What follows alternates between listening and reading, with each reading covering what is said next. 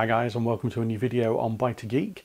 Today I'm going to be walking you through my 3-month review of the Arlo Essential Spotlight Camera system.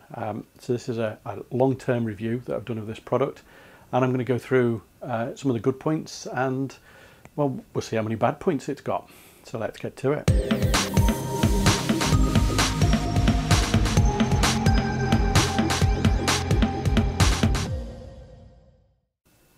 So this review takes a look at the 3 camera pack system, and one of the main selling points really of this is that it is a completely hubless system. So we'll just see how well that actually works in reality. So this is one of the cameras, and as you can see, it's got the mount attached there. And if you've not watched my unboxing video about this system, then there's a link up above and you get to see all the bits and bobs that you get in the box. So the camera has a fairly basic mounting system. I say basic, but it is more secure than the standard system that you get with, say for example, like the Blink X-T2 camera. So that's a good thing in my book, and it's really easy. You know, you screw it into the back of the camera, and yeah, it kind of like has this articulating mount, so you can move it left, right, up and down, all that kind of stuff. So yeah, really straightforward. So I'm not going to show you it being mounted into a wall or anything like that, because 3 screws into some brickwork doesn't really make for an interesting video. So anyway, onto the specs of the system. So it's a 1080p system, and as I previously mentioned, it doesn't come with a base station.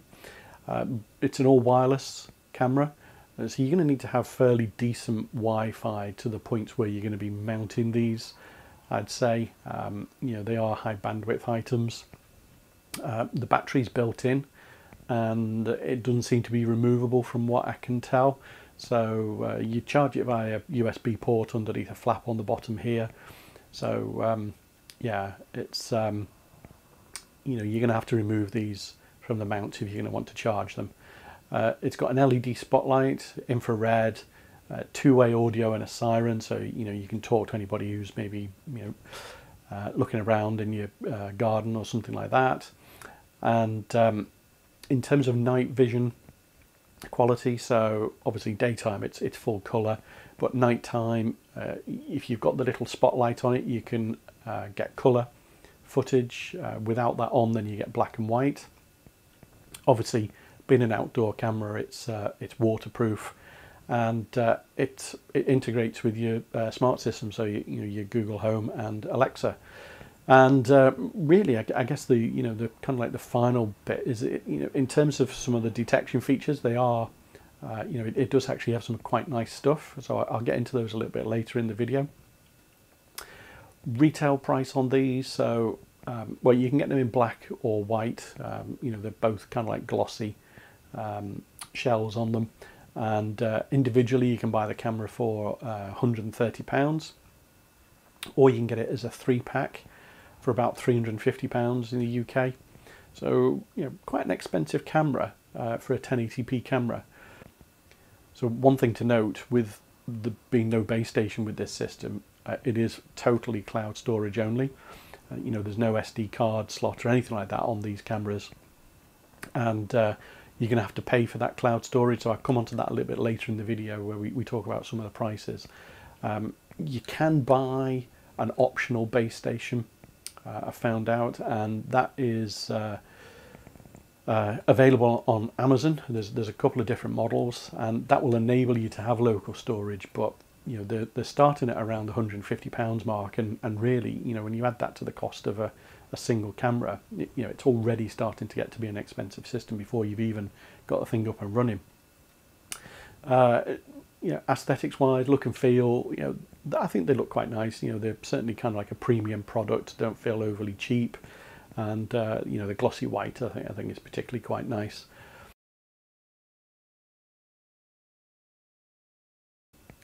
So setting them up, by and large, is a fairly pain-free process. You just create yourself an account, secure it to the device that you're actually going to use the app on, and you just have 2-factor authentication set up then. You then just go through a process. You select the type of camera that you're wanting to set up, and what I think one thing to note here is that when you are trying to set that up, you actually need to make sure you choose the Spotlight version and not the non-Spotlight version. The app will actually fail to recognize the camera if you choose the wrong one, and I've seen this mentioned on a couple of forums where people have been struggling to get the camera recognized, and it is, from what I can tell, it is just down to that. So Arlo arguably could change the app a little bit to have it work out what type of camera you're trying to set up, because once you've kind of got it all ready to go, you connect it to your 2.4 gigahertz network. Yes, that's right, it'll only work on 2.4 gigahertz. There's no 5 gigahertz option on this at all. But you've got like a little sync button on this, and you scan a barcode on your device that you've got the app running, and there just seems to be so many different ways in which they are trying to connect these cameras to the app that I'm sure they could determine what the actual camera was. So once you've got the initial pairing done, really, you give it a name, and then it checks for a firmware update. And what I will say is that all 3 cameras in this pack required a firmware update straight out the box. So just bear that in mind if you're trying to set it up, because it does take a while to do the firmware update. So in the next step, you get shown your signal strength, and you're meant to get an image coming through from the camera. Except I didn't when I did this. It just sits there trying to connect, and even though it says the signal strength is strong, it just sat there saying trying to connect. And so I tried the online help, which was no help at all, and I switched back to the app, and then it said the camera was busy, and I couldn't do anything then. And then all of a sudden, it just decided that it was now installed and ready to be used. So I guess the app's a little bit buggy in some ways. It probably needs a little bit of work, but once you've got past this step, if you've hopefully got a working installed camera, then the next thing that really kind of greets you is that you're forced to take out a 3-month trial to Arlo's premium service called Arlo Smart. And I'll talk a little bit about that later in the video, so stay tuned, because you're definitely going to want to know about that. So after being forced to start the trial in the app, the camera then showed up in the list of devices, and it allowed me to go through into setting up a activity zone, except I couldn't. Again, the app was really buggy, and I just got a spinning wheel of nothing really. Quite frustrating from that point of view as an initial startup process. So I exited the app, restarted the camera, tried it again, and this time it actually let me do it. So I think if you get one of these systems and you got those kinds of problems, resetting the camera is definitely the first thing you should try. What I believe is actually the problem here is that when, and some of you eagle-eyed viewers might have noticed this during the little video clip, when I was setting up the camera, it detected motion, and I got a little motion alert notification on the top of the screen, and that effectively puts the camera into a busy state, which then completely messes up the setup process. So I think if you're going to set these up, definitely have the camera pointing away from you. Preferably just looking at a blank wall, something like that. And I kind of verified this in some way, because when I tried it again on the other 2 cameras, it just worked perfectly. So yeah, something maybe for Arlo to look at with regards to the setup process there.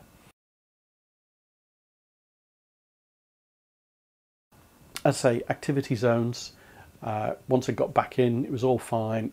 They're really cool, to be fair, and you can set up multiple zones. A lot of these systems you're kind of dragging corners around and trying to create a shape and stuff like that. With the Arlo one, you can just draw squares, rectangles, whatever, and you can have them overlapping. They're all individually named and coloured. You can just draw them out on the screen, nice and simple. So as part of the whole process of setting up your activity zones, you have a thing called package detection, and really it's so that you get notified when that lazy delivery driver dumps your parcel on your doorstep and then does a runner, leaving it for everybody else to steal off your doorstep. So you can actually have a camera, and it's only one camera, which kind of makes sense, but you can have a camera set up pointing at kind of like your doorstep, and if you get a parcel left there, then it will notify you that you've got a parcel left there. So I think that's quite a neat little touch as well. And you can also set up different types of alerts as well, so you can have the camera respond to. So you've got kind of like people, vehicles, animals, or just generally all alerts. And as opposed to the package detection, the alerts, you can do that on all the cameras, or you can set it on individual cameras, which is quite useful if you've got your camera pointing to maybe a busy area on a street or something like that. You don't want everything possible being highlighted for you. So another feature which is regards to adding users to the account. So you can add numerous users to the account, and they can all have access to different cameras. They can access to all the cameras or an individual one, and you can also make them an admin as well. So some real nice enhanced functionality there, and you can tell that Arlo have thought a bit about the app compared to some of the manufacturers. It's just a pity that it's a little bit buggy in some places. So having set up the camera, I placed it in a spot in the garden and captured some daytime and evening footage. And as you can see, in terms of range detection, it seems to detect movement at least 20 feet away, and definitely at the outer edge of the camera lens as well. So I think that's really quite good, and that's both in daylight and evening as well. If you don't have the spotlight enabled, then as I mentioned at the beginning of the video, you get black and white footage and then colour when the spotlight's enabled. The spotlight really, I mean, it's a little tiny light. It's it's bright, but it's got its limitations, and really the range really isn't that far for what it casts the light out on. And obviously, in most instances, if you've got this going on all the time, it's going to drain the battery far more than you probably want it to. So I think carefully about where you're going to have that enabled. Personally, I'd have secondary lighting in place. It'd be far better for this, and will enhance the quality of the image. And talking of the image, really, so obviously it's a 1080p camera, so the quality isn't going to be great. It's going to be usable, but compared to some of the other systems on the market, which are 2K upwards, then this is probably at the, I wouldn't say the lower end, but it's getting close to it. For me, on the footage, I think the colour footage looks more pixelated. But when you add on the additional lighting that's come on as I've moved around, it does seem to help the quality of the image. And in the settings for this camera, the brightness was set to the middle. So I think the exposure of it, certainly in kind of like black and white, the exposure of it is probably slightly better than the Blink X-T2 cameras, but that's just my opinion.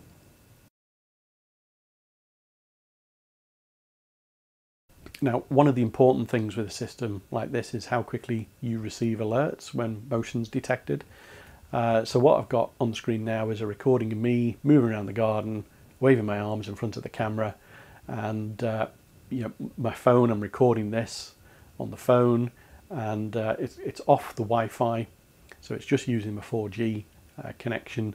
And as you can see, I don't receive a notification, I don't receive an alert notification within 30 seconds, which isn't necessarily all down to the Arlo system, but I think that's pretty poor. You're going to want these notifications quite quickly. When I go and connect the phone onto the Wi-Fi, then it's a whole different story, and as you can see, I get a notification within about 7 seconds. Not super quick, it's not instantaneous, but better than 30 odd seconds, which is what I got when I was off the Wi-Fi. So in regards to the Wi-Fi, so whilst testing this, I use my bog standard modem router that comes supplied from my broadband supplier, and they're not particularly known for having fantastic Wi-Fi coverage. But the router's upstairs at the front of the house, and this camera was at the back, and you know, the Wi-Fi was good enough for the camera to be able to pick it up. And not many camera systems are good enough to be able to work at that kind of distance, so I think that's quite a positive there. So in my testing with about 30 odd recordings a day, the battery had reduced from 100% to 67% in just over about a week. So you'd be looking at charging these every month really if you go with the default setting, so you're definitely going to have to play around with that. You can actually buy an optional solar panel, which will cost £40, and that will basically continue to charge the battery whilst the sun's shining. So yeah, that is always an option, and that would just plug into the USB connection on the base of the camera.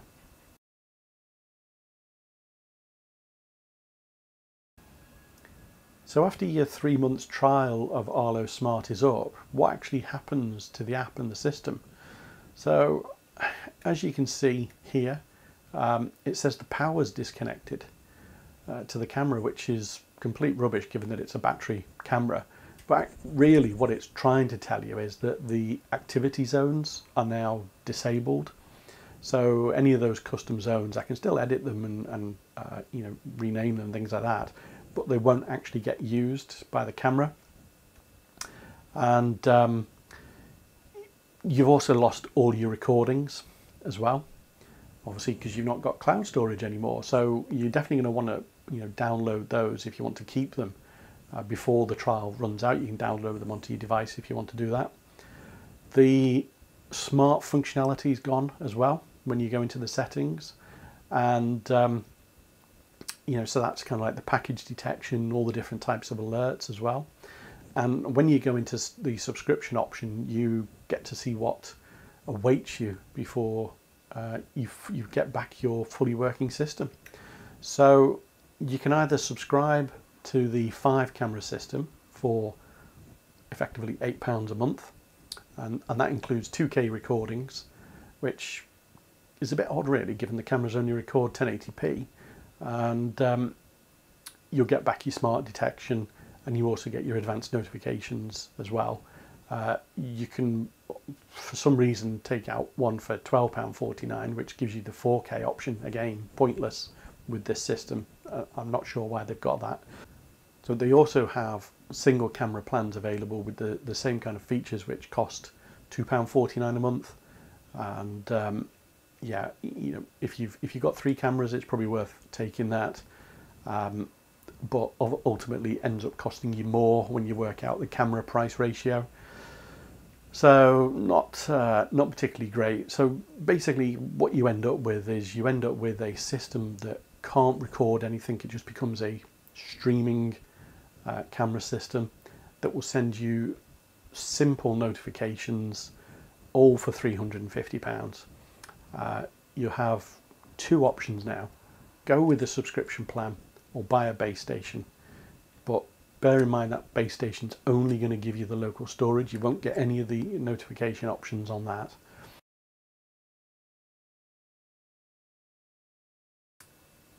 For me, at the end of the 3 months, this system's either going to end up in a box at the back of the cupboard, or it's going to become a very expensive system with you paying £96 a year on top of what you've already paid. And I just don't know how Arlo can justify crippling this system so much whilst at the same time pulling your pants down for £350. It's just beyond me. As a system, it has so much potential, but it's just been dumbed down far too much if you don't take out the subscription. And for the price you're paying, that is just ridiculous. And in my opinion, there are better and cheaper options on the market.